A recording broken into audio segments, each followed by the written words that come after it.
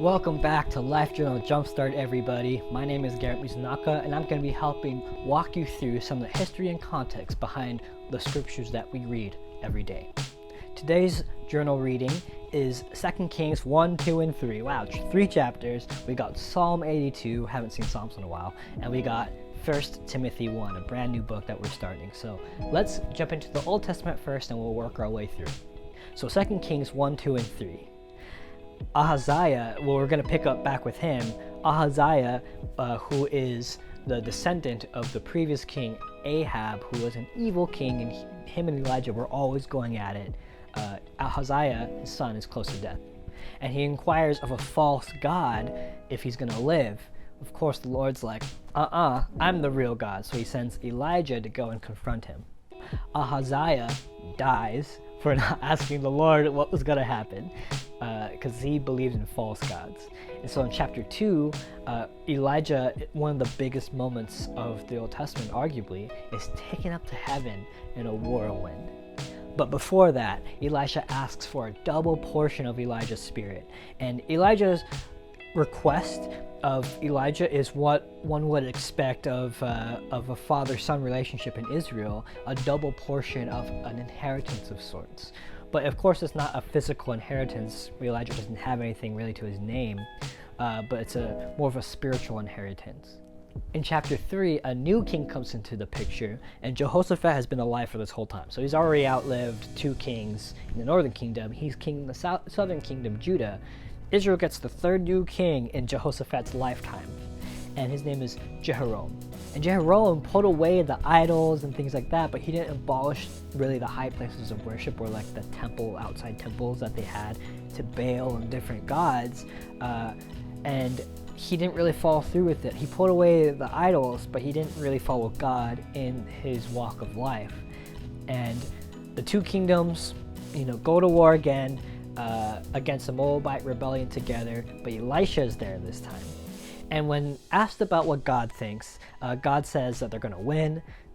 Then he provides the entire army water, there's miracles, and they win.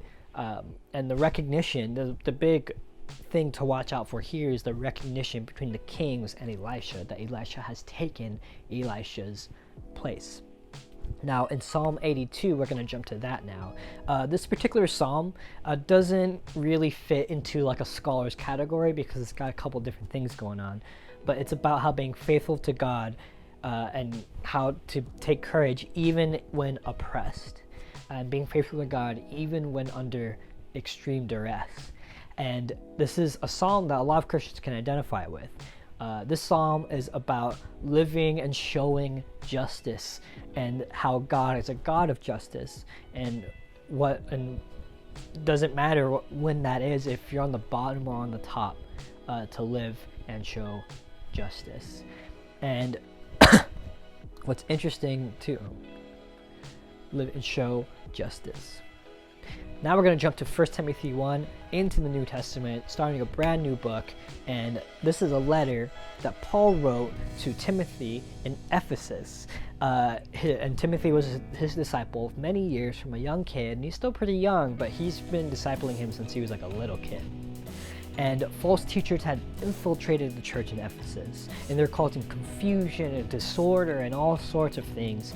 And now it's up to Timothy, with support of Paul's letter and Paul's backing, to say it's up to him to shut it down. It's up to him to bring order and restore the church back to what they were doing in the first place, rather than get caught in all sorts of random rabbit trails and things that they don't need to be concerned with about the life.